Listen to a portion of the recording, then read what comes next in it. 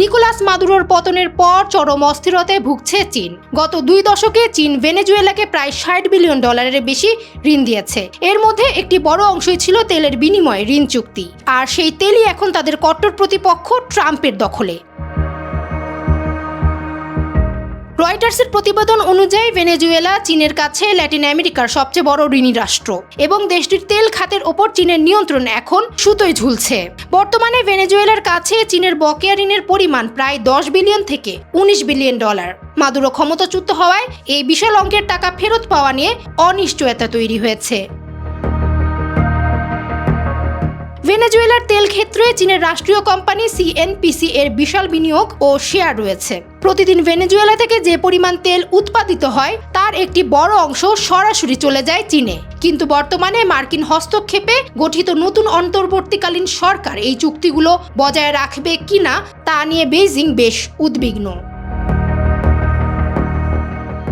2024 সালে চীন ভেনেজুয়েলা থেকে প্রায় $1.6 বিলিয়ন মূল্যের পণ্য আমদানি করেছে, যার প্রায় অর্ধেকই ছিল অপরিশোধিত তেল।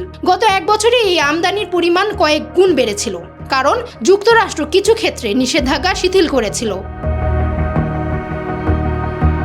বেইজিং ইতোমধ্যেই তার রাষ্ট্রায়ত্ত ব্যাংকগুলোকে ভেনেজুয়েলায় তাদের আর্থিক ঝুঁকির একটি পূর্ণাঙ্গ রিপোর্ট দিতে বলেছে। চীন সরকার আশঙ্কা করছে মার্কিন সমর্থিত নতুন প্রশাসন চীনের সঙ্গে হওয়া আগের সব চুক্তি বাতিল করতে পারে। বিশ্লেষকরা বলছেন চীন ভেনেজুয়েলাকে তাদের কৌশলগত অংশীদার মনে করে। যদি যুক্তরাষ্ট্র ভেনেজুয়েলার তেলের উপর পূর্ণ নিয়ন্ত্রণ নেয়, তবে চীন কেবল তাদের বিনিয়োগ হারাবে না, বরং এশিয়া অঞ্চলে তাদের জ্বালানি নিরাপত্তার জন্য একটি বড় উৎস বন্ধ হয়ে যেতে পারে।